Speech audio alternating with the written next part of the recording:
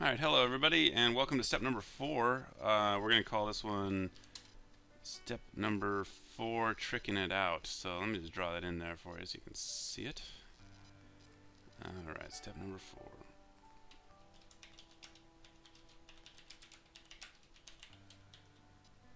Oh man, I am just terrible at spelling. Apologize for that. Trick it out. There we go. That's the step we're on right now. So we're going to trick this thing out. And basically what we did on the last tutorial is we put our cabinets in. Real simple. We put in, we basically figured out our measurements, kind of went through and put some sinks in there. I went through and I added in some a little faucet and a nice sink into my rendering here. And that'll make a really cool looking design. Now if you're following along, if you're just a customer, you can always play around with this. Obviously, if you have Cabinet Vision, that's the program I'm using right now, you can always download our catalog and play around and do stuff like I'm doing here.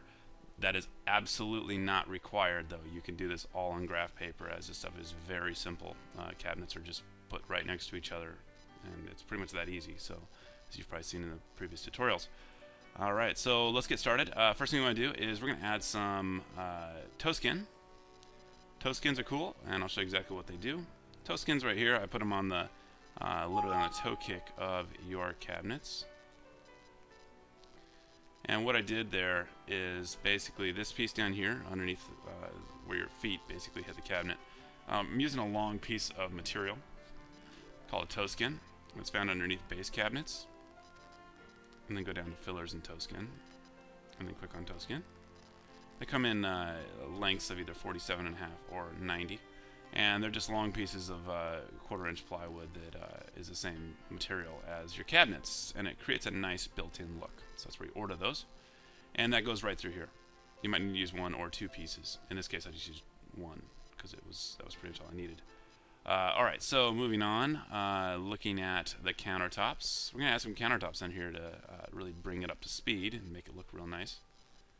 Adding countertops. That's the wrong wall. New top. Alright, so what I'm going to do is I'm just going to add some countertops. Think of a 1-inch overhang. That's real standard with countertop manufacturers. And I'm going to use some profiled edges. These green edges are basically where I put an edge detail on it. And then I'm going to use a backsplash on the back. And that's just more, this is just more for presentation reasons. And again, follow along on graph paper. If you have a program, then that's great.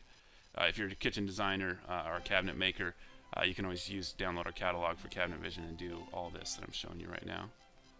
It's kind of fun. Alright. So what I'm doing right now is I'm just going to basically make a cutout so it looks really cool. These are undermount sinks. I like undermount sinks. I just think they look nice. It's easier to clean up, if you know what I mean. Pretty simple. Alright, let's see if I can do this the first time. These are little tricks. Basically, I'm just cutting the countertop around it, and then I'm going to arc these lines just a little bit. Let's see if it looks right. It probably won't. Alright, so there we go. Do this thing real quick. Ooh, that's not looking perfect, but better than nothing. Oh, it worked. Okay, so zooming in here. As you can see, I got all my profiles, and Cabinet Vision does a pretty good job of rendering these things. I'm also going to put a floor in here. I'm just going to auto-build a floor.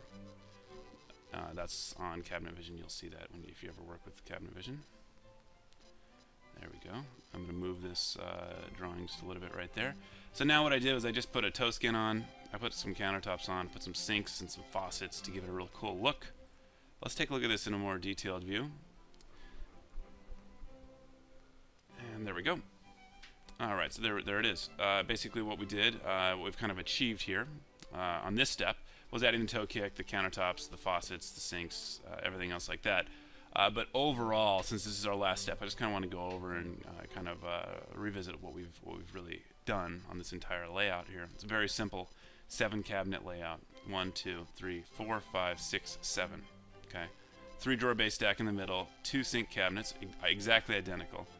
And then 2 1-door, 1-drawer base cabinets to the left and right. And then on the ends, instead of using just a 3/4 inch thick end panel, we use the wide style end panel. And that's pretty cool because it just gives it more of a real custom, solid, freestanding look. And this is something you really can't achieve with you know, stock cabinets you buy at like the big box stores and stuff like that. They're just, you know, you don't get that clean look. I mean, our reveals between the doors and drawer fronts here are very tight. The hinges are engineered so that everything works perfectly. So when you get these things, you'll be very impressed with the quality. I can guarantee that. So that's pretty much it. That's our vanity here. That's guest vanity number 2, freestanding vanity with a double sink going on.